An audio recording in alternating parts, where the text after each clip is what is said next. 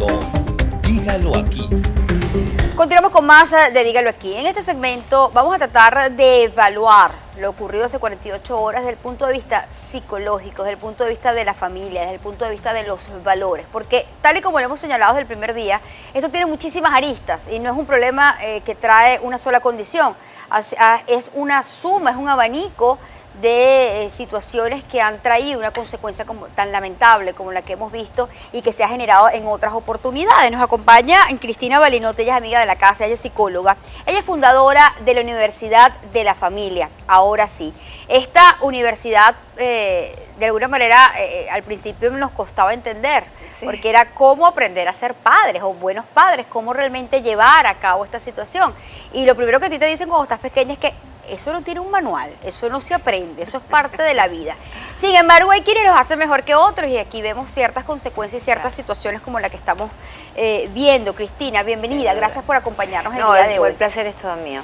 Es lamentable siempre hacer un análisis luego de situaciones como estas. Sin duda. Creo que toda sociedad tiene sus problemas, toda sociedad tiene ciertas situaciones, pero particularmente nos llama la atención lo que ocurre en los Estados Unidos. Pareciera que ya es un deporte nacional el hecho de este tipo de tragedias, este tipo de masacres. Hablamos de niños, pero también hablamos de adultos y las razones son múltiples, pero muchas veces las consecuencias son las mismas. ¿Qué pasa? ¿Qué ocurre en esta sociedad que constantemente estamos expuestos a situaciones como esta? Bueno, Cristina, hay que contextualizar cada uno de estos casos. Como tú dices muy bien, es multicausal. Y entonces vemos que la sociedad de Estados Unidos, con sus múltiples ventajas, el problema que tiene es que ha hecho una entronización de los electrónicos, de los juegos de violencia, y es una sociedad del darwinismo social. ¿Qué es esto de la supervivencia del más fuerte? Es la teoría de Darwin aplicada a la sociedad. Entonces, la supervivencia del más fuerte es aquel que lógicamente tiene más dinero, el que más domina, porque a mayor cantidad de dinero, mayor poder. Entonces, esto lleva a los individuos en el seno de las familias a distanciarse más de sus hijos porque tienen que salir por esa lucha por el dinero y en muchos casos, debo decirte, pudiendo quedarse uno de los integrantes en la casa, porque tienen dinero, pero sin embargo tienen que salir a buscar algo más teniendo hijos en la casa. Esto es tremendamente lamentable. ¿Por qué? Porque empobrece la comunicación, ya que la comunicación en la familia está empobrecida a través de los electrónicos, porque no es un diálogo mandar mensajes. Si tú y yo nos mandamos mensajes, eso no es un diálogo. El diálogo tiene que ser cara a cara, tiene una cosa más cálida y mucho más humana. Tú tocabas un punto importante, que es el tema de los videojuegos y ese tipo de cosas. Algo pasa, y tiene que estar comprobado, que estas masacres vienen de unos años para acá, no sé, 25, 30 años para acá. Claro, no veíamos, porque no estoy justificando el tema de las armas, que ese es otro punto que hay que tocar y que hay que abordar, pero armas siempre han habido. Obviamente ahora con el desarrollo armamentístico son más letales que antes, pero antes, hace 50 años, no veíamos ninguna masacre en ningún lado.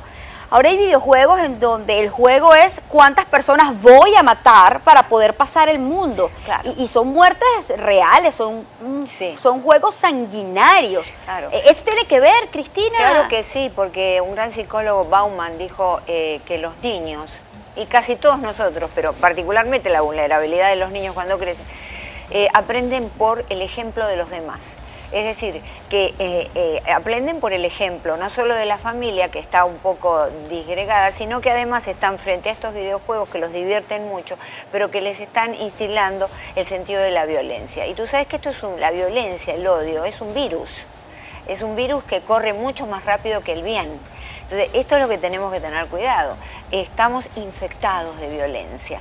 ¿Por qué? Porque los videojuegos, inclusive el cine, muchos medios de comunicación muestran solamente violencia, las películas, las series, y entonces los niños embuidos en un cerebro completamente inmaduro. Claro. Por ejemplo, a los 19 años pudo comprar un arma, sin un chequeo, que ese es otro tema, sin un chequeo psicológico.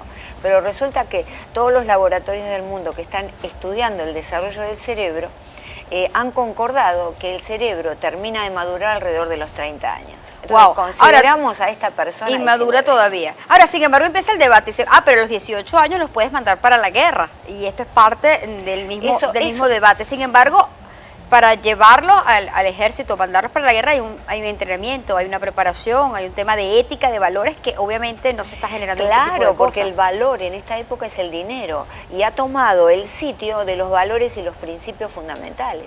Tú tocabas el tema de un perfil psicológico. Aquí empieza el debate de las armas, de que si hay que regularlas, de que si hay que mejorar, de que si hay que hacer.